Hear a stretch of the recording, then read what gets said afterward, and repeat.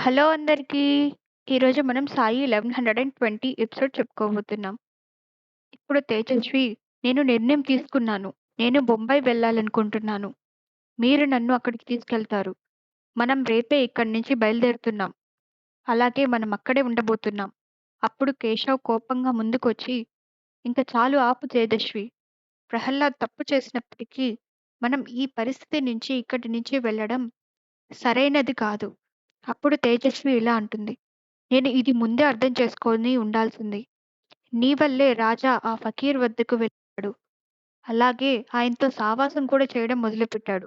అదే కాకుండా ఆయన రాజా మనసుని ప్రభావితం చేశాడు. అదే కాకుండా మీరు మహేష్‌ని ఆ ఫకీర్‌కి పరిచయం చేశారు.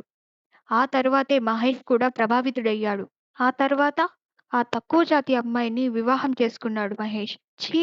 ఘోరం! నా రాజా ఇక్కడ ఉంటే ఆయనలాగే మారిపోతాడు.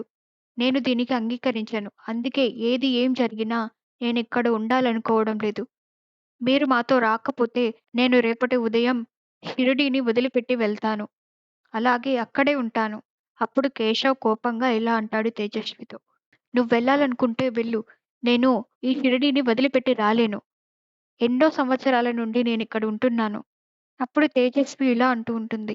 నాకు తెలుసండి. ఏళ్ల తరబడి నేనిక్కడుంటున్నాను. నా భర్త ఆ ఫకీర్‌ని మాత్రమే నమ్ముతున్నాడు. అలాగే ఆయన్ని అనుసరిస్తాడు కూడా. ఇది తెలిసినప్పటికీ నేను పిచ్చిదానిలాగా మీరు వస్తారని అనుకుంటూ ఉన్నాను. కానీ నా రాజాను నీలాగా అయ్యేదానికి నేను ఒప్పుకోను. మహేష్‌ని ఆ ఫకీర్ ప్రభావితం చేశాడు. నా రాజా కూడా మహేష్‌లాగా మారడం నేను అనుమతించను.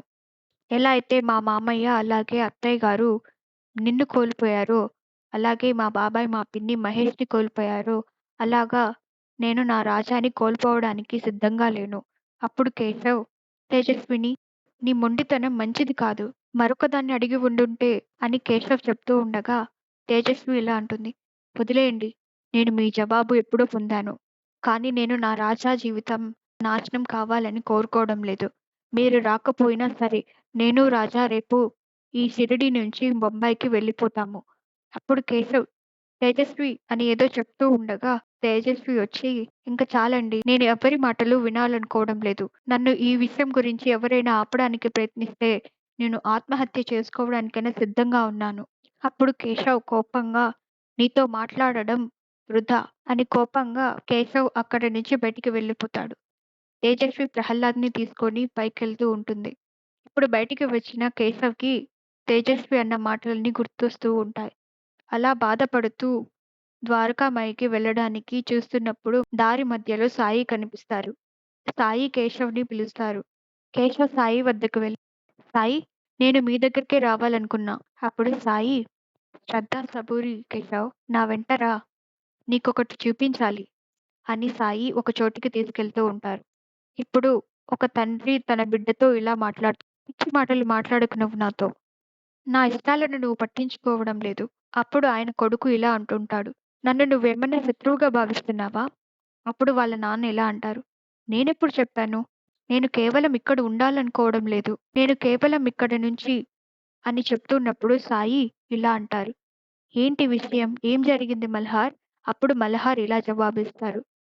సాయి, నాన్నకు అర్థమయ్యేలా చెప్పండి. ఆయన షిరిడీ వచ్చినప్పటి నుంచి నాతో గొడవ పడుతూనే ఉన్నారు. అప్పుడు ఆ తండ్రి ఇలా చెప్తూ ఉంటాడు. సాయి, నాకక్కడ చాలా మంది కానీ ఇక్కడ చూసారా? ఇక్కడ ఎవరూ లేరు నా కొరకు. మల్హార్ ఏమో నన్నిక్కడికి తీసుకొచ్చి ఇక్కడే ఉండమని చెప్తున్నాడు. నేను పూణేని చాలా మిస్ అవుతున్నాను సాయి. నేను ఇక్కడ ఉండాలనుకోవడం లేదు. అప్పుడు మల్హార్ ఇలా చెప్తూ ఉంటాడు. మా ఇంటి చుట్టూ అనేక ఫ్యాక్టరీలు వచ్చాయి. గాలి అంతా కలుషితమైపోయింది. అలాగే మా నాన్న ఆరోగ్యానికి అది హాని కలిగిస్తుంది. అందుకే నేను ఆయన్ని షిరిడీకి తీసుకొచ్చాను. కానీ అతను నాతో ఎప్పుడూ గొడవ పడుతూనే ఉన్నారు. నాకు చివాట్లు తగిలిస్తున్నారు. అప్పుడు సాయి ఆయనతో ఇలా చెప్తూ ఉంటారు. మీరు మీ కొడుకు చెప్పేదాన్ని అర్థం చేసుకోవాలి. మీరు మీ కొడుకు స్థానంలో ఉండి ఆలోచించండి. మీరు మీ పాత ప్రపంచాన్ని వదిలిపెట్టి కొత్త ప్రపంచంలో స్థిరపడడం కష్టమే అని నాకు తెలుసు. కానీ మంచి కోసం మార్పు అవసరం. మనం ప్రేమించిన వారిని కాపాడుకోవటానికి కొన్ని మార్పులు చేయాలి. అప్పుడే మన బంధాలు ఎప్పుడూ కోల్పోకుండా కాపాడుకోగలుగుతాం. ఇది నీకు కష్టమని నాకు తెలుసు. కానీ ప్రేమ, శ్రద్ధ అలాగే స్వార్థం లేనిదే మార్పు జరుగుతుందని కూడా అర్థం చేసుకోవాలి. మీరు నీ కుమారుడి నిర్ణయాన్ని మెచ్చుకోవాలి. మీకోసం తన జీవితంలో ఇంత పెద్ద మార్పు చేశారు. మీ కొడుకు నీకోసం ఇంత చేసినప్పుడు మీరు మార్పుని చూసి ఎందుకు భయపడుతున్నారు? అప్పుడు ఆ తండ్రి సాయికి నమస్కరించి, "మీరు సరిగ్గా చెప్పారు సాయి. మల్హార్‌కి కూడా నాతో కలిసి ఉండడం అంత సులభం కాదు. తనకు తన పనులు ఉన్నప్పటికీ నన్ను చాలా బాగా చూసుకుంటున్నాడు. నేను మల్హార్ ప్రేమను అర్థం చేసుకోలేకపోయాను సాయి. నా కోపాన్ని మల్హార్ పైన చూపించాను. నన్ను క్షమించు మల్హార్." అప్పుడు మల్హార్, "నాన్న మీరేం చేస్తున్నారు? మీరు సంతోషంగా ఉండాలి. మీకు ఏ కష్టం లేకుండా నేను చూసుకుంటాను." అప్పుడు సాయి రాముడు మేలు చేయాలి అని కేశవ్‌తో పాటు అక్కడి నుంచి వెళ్ళిపోతారు. ఇప్పుడు తేజస్వి బట్టలు సర్దుతూ ఉంటుంది. అక్కడే ఉన్న ప్రహ్లాద్, "అమ్మా! నాకు బాంబే రావడం ఇష్టం లేదు. నేను షిరిడీలోనే ఉంటానమ్మా." అప్పుడు తేజస్వి, "రాజా! నీ కారణంగా నేను చాలా బాధపడ్డాను. నువ్వు ఇంకొక మాట మాట్లాడితే నిన్ను నిన్ను చాలా గట్టిగా కొడతాను" అని తేజస్వి రాజాపైకి చెయ్యెత్తుతుంది. అప్పుడు ప్రహ్లాద్ అక్కడి నుంచి వెళ్ళిపోతాడు. వెళ్తున్న దారిలో సాయి కేశవ్‌ని ఇలా అడుగుతారు, "నువ్వేదైనా అర్థం చేసుకున్నావా కేశవ్?"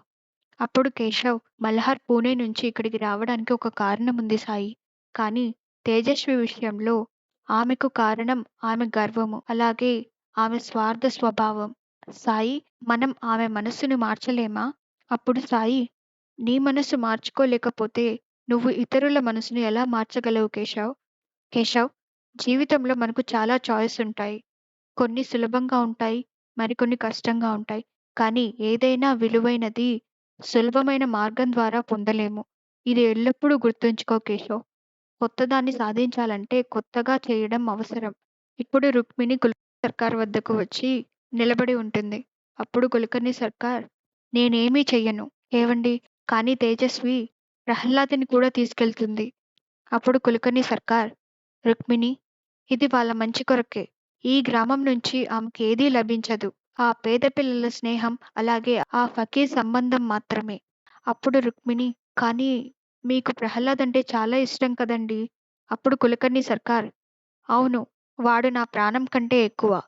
కానీ నీకులాగా ఎమోషనల్‌కి ఫీలయ్యి నేను వాడి భవిష్యత్తును చెడగొట్టలేను. ఇక్కడే ఉంటే ఆ ఫకీర్ లాగా తయారైతాడు. అది నేను జరగనివ్వలేను. ఆ ఫకీర్ నా కొడుకు నుంచి నన్ను దూరం చేశాడు. ఒకే ఇంట్లో నివసిస్తున్నప్పటికీ కేశవ్ నన్ను అపరిచితుడిగా చూస్తుంటాడు. కేశవ్ ఎప్పుడూ నా మాటలకు వ్యతిరేకిస్తాడు. ఇప్పుడు ప్రహ్లాద్ ఇక్కడే ఉంటే వాడు కూడా కేశవ్ లాగా మారిపోతాడు. అందువల్లే వాడు బొంబాయి వెళ్ళడమే మంచిదవుతుంది. మహేష్ అలాగే ఆ తక్కువ జాతికి చెందిన అమ్మాయి ఇక్కడ ఉన్నంత కాలం వాళ్ళు ఈ ఇంటికి దూరంగా ఉంటే మంచిగా ఉంటుంది." అప్పుడు రుక్మిణి, "కానీ కేశవ్ ప్రహ్లాద్ లేకుండా ఉండలేడండి. మరి కేశవ్ పరిస్థితేంటి?" ఇప్పుడు కేశవ్ సాయిని ఇలా అడుగుతూ ఉంటాడు, "కానీ సాయి, ప్రహ్లాద్ అలాగే నేను, తేజస్వి ఏదైతే మమ్మల్ని అడిగిందో దానికి మేము సంతోషంగా లేము. కానీ తేజస్వి మాత్రం బాంబే వెళ్ళడానికి మొండి చేస్తుంది." అప్పుడు సాయి ఇలా అంటారు, "కేశవ్, ఎన్నో సంవత్సరాలుగా తేజస్వి మీకోసం ఇక్కడే ఉంటుంది. ఎన్నో సంవత్సరాలుగా ఆమె మీకోసం ఇక్కడ సంతోషంగా ఉంటుంది. మరలా ఇప్పుడు నీ కర్తవ్యం ఆమెను సంతోషంగా ఉంచుకోవడం. కేశవ్, ఒక భార్య తన జీవితాన్ని మొత్తం తన భర్త కోసం అంకితం చేస్తుంది. తన భర్తపై గట్టి విశ్వాసం ఉంచి తన తల్లిదండ్రులను అలాగే తన బంధుమిత్రులను వదిలి తన భర్తతో కొత్త ప్రపంచంలోకి ప్రవేశిస్తుంది. తన భర్త చివరి శ్వాస వరకు ఆమెతోనే ఉంటాడు అనే ఒక్క నమ్మకంతో. మరి అలాంటప్పుడు ఇది మంచిదేనా కేశవ్? తనకు ఒక అవకాశం ఇచ్చి చూడాలి కేశవ్." అప్పుడు కేశవ్, "కానీ లేదు సాయి, ఇది నేను చెయ్యలేను. నేను మీ నుంచి దూరంగా వెళ్ళలేను సాయి." అప్పుడు సాయి, "కేశవ్, ఎవరు చెప్పారు నువ్వు నా నుంచి దూరంగా వెళ్తున్నావని? మనం దూరంగా ఉన్నా మన హృదయాలు కలిసే ఉంటాయి. ఇలా మన హృదయాలు కలిసినప్పుడు మనం దూరంగా వెళ్ళినట్టు ఎవ్వరూ అనుకోలేరు. కేశవ్, నేను మీ వివాహ సంబంధం సంతోషంగా ఉండాలని కోరుకుంటున్నాను. తేజస్వి చెప్పిన దాని గురించి నువ్వొకసారి ఆలోచించాలని నేను కోరుకుంటున్నాను." ఇప్పుడు ప్రహ్లాద్, మహేష్ అలాగే సావరి ఇంటి వద్దకు వచ్చి ఇలా చెప్తూ ఉంటాడు, "మామయ్య, నేను ఈ ఊరిని వదిలి శాశ్వతంగా వెళ్తున్నాము." ఇదంతా విన్న మహేష్, "అక్కకేమైంది? ఇంత పెద్ద నిర్ణయం ఎలా తీసుకుంది?" అప్పుడు అక్కడికి బల్వంత్ వచ్చి ఇలా అంటూ ఉంటారు, ఇదంతా మీ వల్లే జరిగింది. ఇప్పుడెందుకింత షాకవుతున్నావు? ఈ అమ్మాయి ఎప్పుడైతే ఇంట్లో అడుగుపెట్టిందో అప్పుడే ఈ ఇంటి కుటుంబాన్ని ముక్కలు చేసింది. అప్పుడు మహేష్, సావరి అలాగే నేను ఎప్పుడూ ఇలా జరగాలని కోరుకోలేదు. అప్పుడు బలవంత్ గారు, కానీ ఇప్పుడదే జరిగింది కదా! ఇది కేవలం ప్రారంభం మాత్రమే. అప్పుడు కుసుమ అక్కడికి వచ్చి బల్వంత్ గారితో ఇలా అంటుంది. వినండి, కేశవ్ ఇంటికి మళ్ళీ వచ్చాడు. ఇంటికి వచ్చిన కేశవ్ తేజస్వి చేతిలో ఉన్న బట్టలను తీసి సూట్‌కేస్‌లో సర్దుతూ ఉంటాడు. అప్పుడు తేజస్వి నేను అనేదో మాట్లాడుతున్నప్పుడు కేశవ్ చెయ్యి చూపించి, నా బట్టలు కూడా తీసుకురా తేజస్వి. ఉదయం ముంబైకి బయలుదేరుతాము అని చెప్పగా తేజస్వి ఆనందపడుతూ ఉంటుంది. ఇప్పుడు రతన్ గారు దాస్ కను గారితో ఇలా మాట్లాడుతూ వస్తూ ఉంటారు. దాస్ కను గారు, నేనిప్పుడేదైతే తెచ్చానో అది చూడంగానే సాయి ఖచ్చితంగా ఒప్పుకుంటారు. నేను గొప్ప ధనవంతుడినని. అప్పుడు దాస్ కన్ను గారు ఇలా అడుగుతారు.